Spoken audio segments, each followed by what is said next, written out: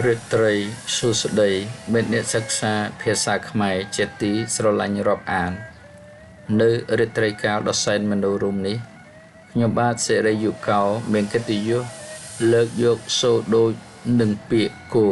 យកមកបង្ហាញការរៀបរៀងឡើងមានវត្ថុបំណងសំខាន់5យ៉ាងទី1ជួយសម្រួលដល់អ្នកសិក្សាទាំងឡាយទី2ជួយកាត់បន្ថយការសរសេរខុសទី3ចង់ចែករំលែកដល់អ្នកនិយមអក្សរសាស្ត្រខ្មែរទី4ចង់ពញ្ញាស្មារតីកូនខ្មែរចំពោះអក្សរសាស្ត្រជាតិ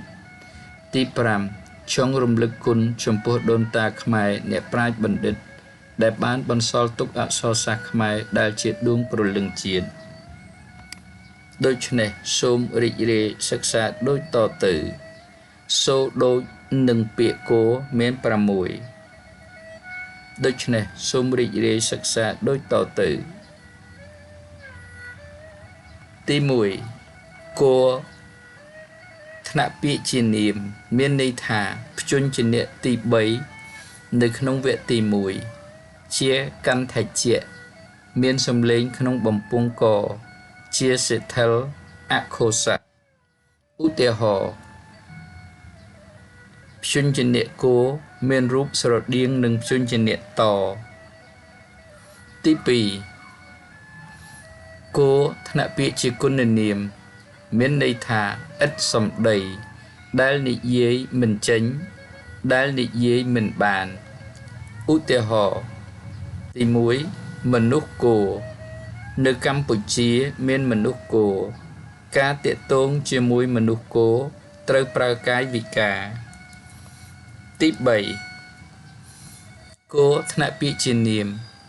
មានន័យថាឈ្មោះឈើជាដំណាំផ្លែមានសរសៃជាប៉ុយសំឡីសម្រាប់ច្រកញាត់ខ្នើយកែបពូកជាដើមឧទាហរណ៍ផ្លែគោមានប្រយោជន៍ច្រើនទី2នៅក្រោយផ្ទះខ្ញុំមានដើមគោ2ដើមទី4គោសរសេរគោនឹងរថ្នាក់ពាក្យជាកិរិយាមានន័យថាធ្វើជាគំនោដាក់ជាគំនោឧទាហរណ៍កសិករគោចំបើងនៅក្រោយផ្ទះពូសុកកាប់អុសគោនៅក្រោយនៅក្បែរផ្ទះបាយទី5គោសរសេរគោនឹងភោរបាទជាបាលីសំស្ក្រឹតថ្នាក់ពាក្យជានាមថ្នាក់ពាក្យជានាមមានន័យថាសត្វកើតក្នុងផ្ទៃការមានផ្ទៃការមានផ្ទៃពោះការមានទម្ងន់ឧទាហរណ៍ទ្រង់គោស្រីមានគោពាក្យធម្មតាហៅថាមានផ្ទៃមានផ្ទៃពោះទម្ងន់ផើមជាដើមគោទី6ថ្នាក់ពាក្យជានាមមានន័យថាឈ្មោះរបស់មនុស្សឈ្មោះរបស់មនុស្សគេសរសេរតាមការនឹកឃើញបើគេសរសេរតាមបែបនេះមានអត្ថន័យបែបនេះមកបើសរសេរតាមបែបខាងលើទាំង4យើងមានន័យទៅតាមអ្វីដែលបានរៀបរាប់ខាងលើឧទាហរណ៍បងគោមានការងារជាក់លាក់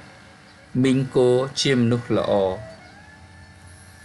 សរុបសេចក្តីមកគោមាន6